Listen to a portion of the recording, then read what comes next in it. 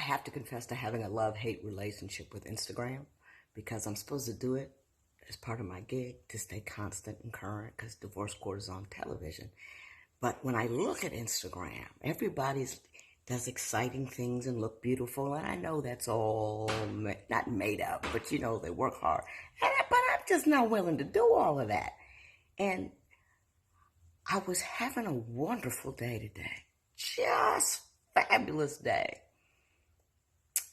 And I wanted to share what fun really is to me. Do you see where I am? I'm on the floor in my closet. I got a step stool. I got things are open all over the floor. I'm throwing stuff out and I'm getting myself organized. My big trip and purchase from yesterday was that step stool. Changed my life.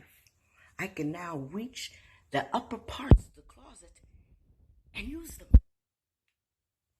To me, this is a fantastic day. Now, I did break one of these drawers trying to get it open. And I called Eric in and I said, hey, baby, I think I broke the drawer. He says, no, the drawer isn't broken. You just took it off wrong. And then I said, yeah, but I think this part. And then I pulled on the little black thing. And then he looked and it went snap. And he says, well, now it's broken. Very cool. Very calm. I'm an acquired taste. You gotta love me in my dysfunction. And he does. So this is for all of you who live life like I do. Unadorned.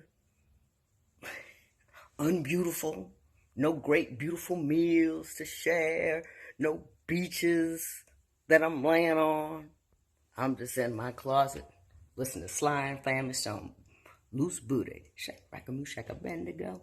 All of that. Having a great day. I hope you have one too. I have a TV show when you're bored. Do you ever watch your own TV show when I'm bored? No. I used to turn it on to see if I could get the dog to watch it and then see if I'd freak him out because he wouldn't know which one was me, but he's never watched the screen. I used to watch it when I get a new executive producer, and I've had 7. Let's not go through that. I watch the shows in the beginning to see, because you see what they're doing to them when I'm done, and we have conversations about them because things change, and but I don't know because I was there. My husband watches the show with the sound off. He just says, I like to look at you. I don't want to hear what you have to say. As I talk all the time. And that poor man. And sometimes I think he just glazes over. And so I have to poke him.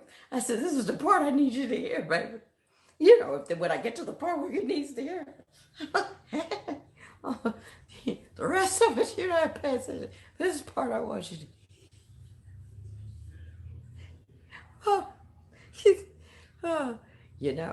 it didn't used to be funny for him.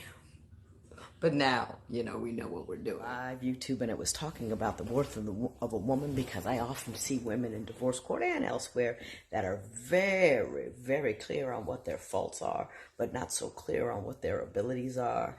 And quiet as it kept, that is the opinion.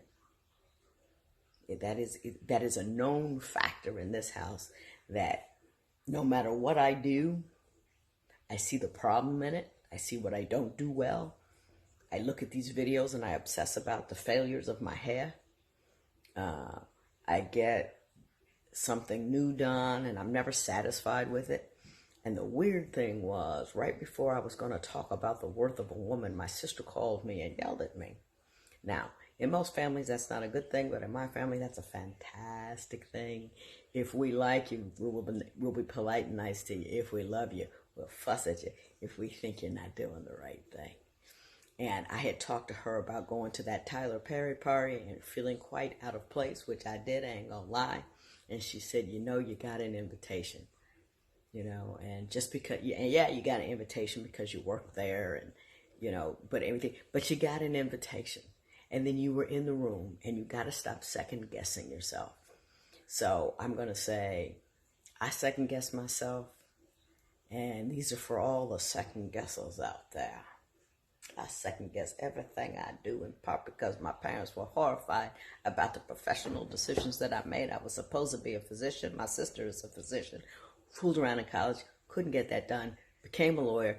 They were mad about it, but they paid for it. And then I hated being a lawyer, became a judge, loved that. Then my parents were on, federal judge. We were going to make you a federal judge. And I fooled around and went on TV. I was so scared to tell my mother that I'd gotten a job on TV. I called my sister. She was in an examining room with a patient, had them pull her out and say, you need to call mommy and tell her that her youngest daughter is going to be on television. And I said, yeah, Kathy, but it's like an undignified gig. And she said, who are you to say it's undignified? No, it is not what our parents wanted, but it's what you make of it. And I thought that was ironic, given the fact that I was going to tell other women how to enjoy and understand and value their worth. So I'm just saying, everybody's a work in progress. That I'm working with it on you. Good Lord, I'm going to say, I'm working on it with you. And I think we should support each other in our journey toward being cool with where we are and what we're doing. And usually a lot of women, they write me with a list of all the errors or all the mistakes. And I try to ask them, next to that list, put a list of all your accomplishments and things that you've done, even if it's just raising kids, because that was the hardest thing I ever did. One of them tried to kill me, I swear. He was put on this earth to test me. When I get to heaven, hopefully, and I get outside the pearly gates, I'm going to put on a t-shirt that said I was mother. And I think I might get in. Because I didn't shoot him. But anyway, I want you to remember the next time somebody says negative, you think negative, you believe negative, you receive negative, that you got 3 positive things that you can put on it. Bam, bam, bam. And do like me, or at least how I'm going to try to do, is don't lay on the errors. Go through them, learn from them, and applaud yourself for all the good things that you do.